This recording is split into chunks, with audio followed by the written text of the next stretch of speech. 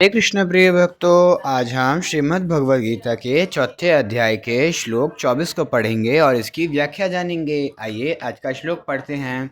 पूर्व श्लोक में भगवान ने बताया कि यज्ञ के लिए कर्म करने से संपूर्ण कर्म विलीन हो जाते हैं। साधकों की रुचि, विश्वास और योग्यता की भिन्नता के कारण साधन भी भिन्न भिन्न प्रकार के होते हैं। इसलिए अब आगे के 7 श्लोकों में भगवान भिन्न भिन्न प्रकार के साधनों का यज्ञ रूप से वर्णन करते हैं। श्लोक 24। ब्रह्मार्पणं ब्रह्म हविर्ब्रह्माग्नौ ब्रह्मणाहुतं ब्रह्मैव तेन गंतव्यं ब्रह्म कर्म समाधिना। इस श्लोक का शब्दार्थ। अर्पणम, अर्पण अर्थात जिससे अर्पण किया जाए वे स्त्रोक, श्रुवा आदि पात्र भी ब्रह्म है। हरि हव्य पदार्थ, तिल, जौ, घी आदि भी ब्रह्म है। और ब्रह्मणा ब्रह्म रूप कर्ता के द्वारा ब्रह्माग्नौ ब्रह्म रूप अग्नि में होतम आहुति देना रूप क्रिया भी ब्रह्म है।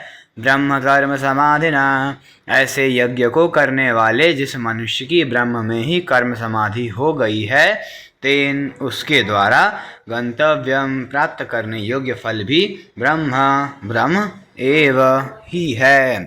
अर्थात जिस यज्ञ में अर्पण अर्थात श्रुवा आदि भी ब्रह्म है और हवन किए जाने योग्य द्रव्य भी ब्रह्म है तथा ब्रह्म रूप कर्ता के द्वारा ब्रह्म रूप अग्नि में आहुति देना रूप क्रिया भी ब्रह्म है, तो उस ब्रह्म कर्म में स्थित रहने वाले योगी द्वारा प्राप्त किए जाने योग्य फल भी ब्रह्म ही है।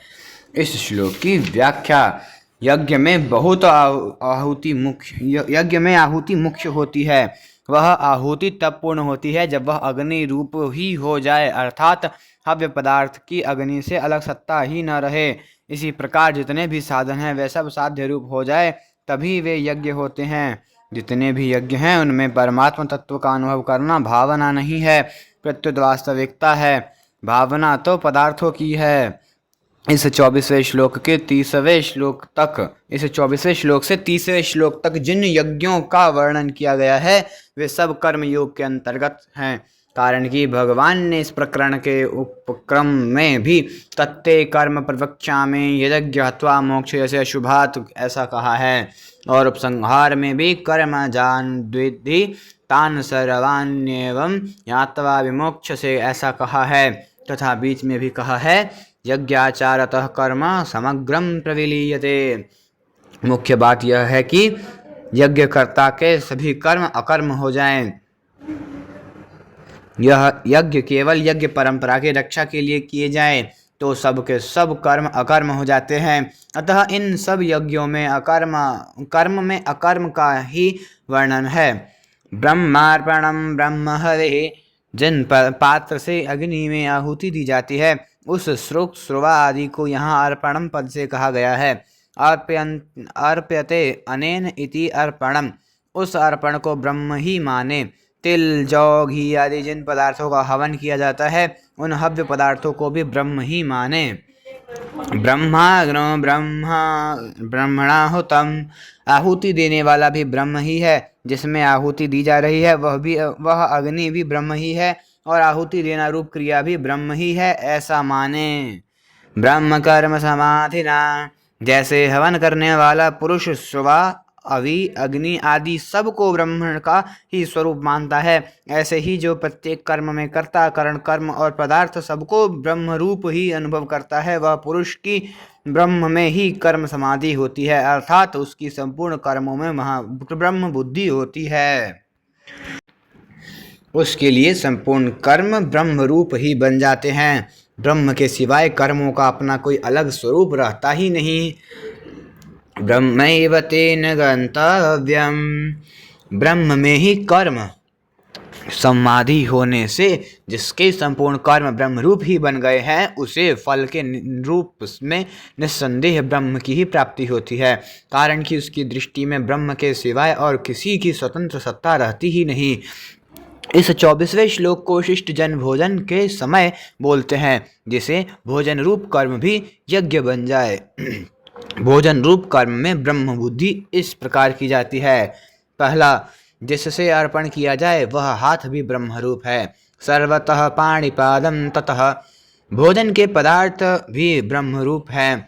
अहमेवाज्यम, भोजन करने वाला भी ब्रह्म रूप है। ममेवांशो जीवलोके, जठराग्नि भी ब्रह्म रूप है। अहम वैश्वानरः, चौथा भोजन करना रूप क्रिया भी अर्थात तो जठराग्नि में अन्न की आहुति देना रूप क्रिया भी ब्रह्म है। अहम हुतम, इस प्रकार भोजन करने वाले मनुष्यों के द्वारा प्राप्त कर्म करने योग्य फल भी ब्रह्म ही है। यज्ञ शिष्टामृत भुजो यान्ति ब्रह्म सनातनम। इस श्लोक की मार्मिक बात, प्रकृति के कार्य संसार का स्वरूप है। क्रिया और पदार्थ वास्तविक दृष्टि से देखा जाए तो प्रकृति या संसार क्रिया रूप ही है। प्रकर्षेण करणम इति प्रकृति सम्यग्रीत्या सरतीति संसारः, कारण कि पदार्थ एक क्षण भी स्थिर नहीं रहता, उसमें निरंतर परिवर्तन होता रहता है। अतः वास्तव में पदार्थ परिवर्तन रूप क्रिया का पुंज ही है। केवल राग के कारण पदार्थ की मुख्यता दिखती है, संपूर्ण क्रियाएं अभाव में जा रही हैं। अतः संसार अभाव रूप ही है। भाव रूप से केवल एक अक्रिय तत्व ब्रह्म ही है, जिसकी सत्ता से अभाव रूप संसार भी सत्तावान प्रतीत हो रहा है। संसार की अभाव रूप को इस प्रकार से समझ सकते हैं। संसार की तीन अवस्थाएं दिखती हैं, उत्पत्ति, स्थिति और प्रलय। जैसे वस्तु उत्पन्न होती है, फिर रहती है और अंत में नष्ट हो जाती है, अथवा मनुष्य जन्म लेता है, फिर रहता है और अंत में मर जाता है। इससे आगे विचार करें तो केवल उत्पत्ति और प्रलय का ही क्रम है, स्थिति वस्तुतः है ही नहीं। जैसे यदि मनुष्य की पूरी आयु 50 वर्ष की है तो 20 वर्ष बीतने पर उसकी आयु 30 वर्ष की ही रह जाती है। इससे आगे विचार करें तो केवल प्रलय ही प्रलय है, अर्थात नाश ही नाश है, उत्पत्ति है ही नहीं। जैसे आयु के जितने वर्ष बीत गए उतने वर्ष मनुष्य मर ही गया। इस प्रकार मनुष्य प्रतिक्षण मर ही रहा है, उसका जीवन प्रतिक्षण ही मृत्यु में जा रहा है। दृश्य मात्र प्रतिक्षण अदृश्य में जा रहा है। प्रलय अभाव का ही नाम है, इसलिए अभाव ही शेष रहा। अभाव की सत्ता भाव रूप ब्रह्म पर ही टिकी हुई है, अतः भाव रूप से एक ब्रह्म ही शेष रहा। सर्व खलिद्वदम ब्रह्म वासुदेव सर्वम। आज का श्लोक संपूर्ण हुआ। अगला श्लोक, देवमेवा परे यज्ञं योगिनः पर्युपासते ब्रह्माग्नाव परे यज्ञं यज्ञेनैवोपजुह्यति। हरे कृष्ण। अगर आप सभी को आज की वीडियो पसंद आए तो वीडियो को लाइक करिए, ऐसे ही और वीडियो देखने के लिए चैनल को सब्सक्राइब करिए तथा अन्य भक्तों के साथ शेयर करिए।